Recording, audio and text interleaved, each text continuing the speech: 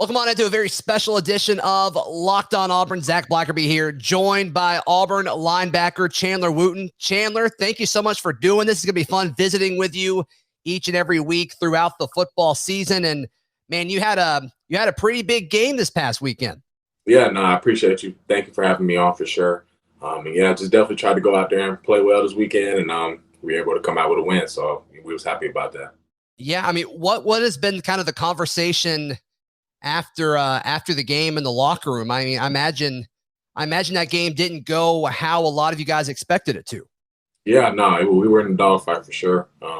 We definitely didn't play our brand of football in the first half, but we wanted to come out in the second half and reestablish ourselves. We wanted to be a bit more physical up front, especially on the defensive end, and as well as the linebackers. And so we came out in the second half with a sense of urgency. We were able to get consecutive stops in the second half and gave our offense the ball back. So a lot of people are pointing at, okay, the difference in the first half and the second half was Zacoby McClain, which I assume you two guys have a pretty good relationship. Was it his energy that came back? Was it adjustments? I mean, what was kind of the biggest difference from the first half to the second half in your mind? Yeah, no, that definitely played a big part in it. Having a guy like him back out there, like you said, the energy he brings, and just consistent play he brings. He's just an incredible player, and so adding that back into the lineup definitely played a big role into it. And then, like I said, just going in at halftime, we weren't happy with our play at all. And so coming out in the second half, we just had a different mentality. We wanted to play with more energy. And that's why you saw guys, flying around more, just a lot more sense of urgency. And so I think that also played a big role in it. Talk about Derrick Mason and his leadership. I mean, he seems like an extremely intense coach. Seems like guys really, really love playing for him. What has it been like the first 4 weeks of the season? Obviously, you guys have been together longer than that, dating all the way back to spring. But what has that been like? I mean, you're a key part of this defense and a key part of this team. What's it like playing for Derrick Mason? Yeah, no, he's incredible. The energy he brings on a day-to-day basis, it's hard to, not come in every day and want to go to work. And so, just being around a coach like that, someone who really cares, it's easy to play for him, And I know he's not just out here doing it, for football. Like, it's about life when it comes to Coach Mason. And so, just to watch him pour into, his players, pour into me, and just to feel how much he cares about you as a person before a football player, like, just makes the football stuff easy. And so when we come in every day, he just has so much energy and, like, it's just about getting better. And so obviously we got some ways to go, some things to correct, but we're in the right direction, heading in the right direction. And I'm excited to, continue to learn from him. Sure. I mean, how often do you have those conversations with coaches that it's not about football, it's about life? Yeah, pretty much on a day-to-day basis. Yeah. I mean, this staff is, when we talk about Auburn family, like, it's a family. And so, they're all constantly checking up, asking me how my son's doing, how my family's doing, and stuff like that. And it's just like, it's bigger than football. And so, like I said, when we come in and it's about football, like, they make it easy because now it's just like, like, it's easy to play for a coach when he really cares about you. So Sure. You definitely feel that from this staff. So take us to, kind of your view of the game, your perspective. The offense gets the ball on the 2-yard line. The defense has kind of done everything they could possibly do in the second half to, kind of get the offense in a situation to win the football game. Georgia State has an incredible punt. And TJ Findley kind of in a situation that maybe a lot of folks weren't expecting at this point of the season. What's going through your mind when they start that drive? Yeah, obviously it was 98 yards. There was about 2 or 3 minutes left on the clock, and it's like, Yeah.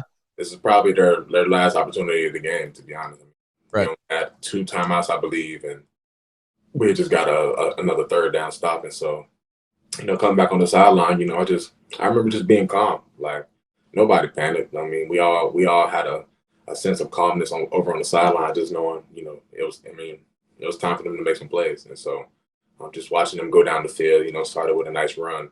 And then, just continue to pick up steam from there, just watching them convert third downs. All the way down the field, it was like we knew something special was about to happen. And so, it was exciting to watch. And, I'm just glad we were able to come out with the win. Sure. What impressed you most about Findley? And I'm not going to get into, what's going on in the quarterback battle or anything like that, but just as far as how he handled the offense once he went in, especially on that 98-yard drive, what impressed you most about the massive human being, TJ Findley? Yeah, no, he's massive for sure. But I think probably just his poise. TJ's like smooth, like, and he's always been like that, ever since I've been around him. He never really gets too high, never gets too low. And it's just like, you could see like he had complete command over the entire situation. And so, Right. like, just looking at his eye, like looking into his eyes and looking at his body language and, just how he came in and took command of the offense, like, you just understood like he was ready. And so that's just a testament to how he prepares on a week to week basis. Just understanding like I might not be playing right now, but when my opportunity arises, I'll be ready. And so I'm ready for that. So Chandler, the non-conference slate is behind you guys. You guys are now you go to Baton Rouge, and then it's just a gauntlet after that. But obviously, you got to take it one game at a time. You head to Baton Rouge, a place where Auburn hasn't won in a very long time. Seems like you guys are in a very good situation to win this game on Saturday. But how do you prepare for it? Is it any different than how you prepared for Penn State? I know volume is going to be a big thing, and hostile crowd's going to be a big thing. What's preparation look like this week? Yeah, preparation looks exactly like it did the last 4 weeks, except we've got to get better at it.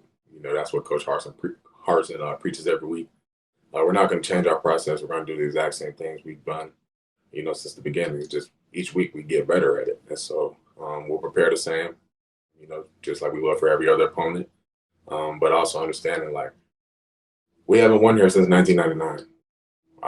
I'm pretty sure there's only a handful of players who were even alive, last time Auburn won there. So it's like, sure. We're playing for, much more than just the first SEC game. And so, we definitely want to, keep that in the back of our minds this week. But also understanding, like, we do have to prepare, get ourselves ready, and that the game won't be won on Saturday. It'll be won, starting yesterday up and through to the game. So, yeah, understand we have to prepare right, and that'll allow us to go out there and play a good brand of football. Storylines like that, Chandler, the haven't won down there in 2 decades kind of things. Do those kind of things make it into the locker room, or does it kind of depend on what it is? And I'm sure you've played in LSU before, so I'm sure it's had multiple chances to come up from your perspective. But do those kind of storylines creep into the locker room? Do players talk about that? Yeah, no, we know. I mean, yeah, the majority of our team has been there, so I mean, we know what it is. I feel like a lot of the times we don't kind of let them off the hook per se, but right. This is the brand new year, a brand new opportunity, a brand new team. They're a brand new team, and so we've just got to lock in and prepare, the right way, and not cheat any steps, and understand that our preparation is the key. It's all about preparation, and so I think we just hone in on what we got to do, and everybody's on the P's and Q's this week. We'll give ourselves a good chance of winning. Right.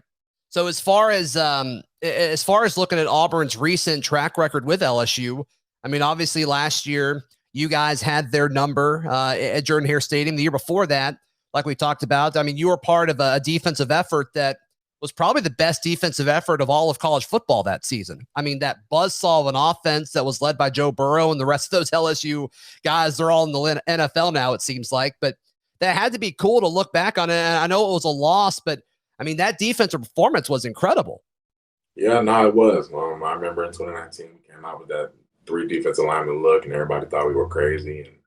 But it worked. I mean, we had some monsters up there, so we were able to do it. But, I mean, it was obviously we wanted to win, man. And, it's kind of hard to, like, celebrate stuff like that in a loss because, the main goal is to win the game. And so, right. But I think when you look back, I think we were the only team to hold them under 40 points the whole entire season. It was like 23 or something. And so, sure, that was pretty cool. But, obviously, win. Yeah, obviously the goal this time is to win. Whether they score 3 points or 43, just trying to win the game. Yeah, yeah.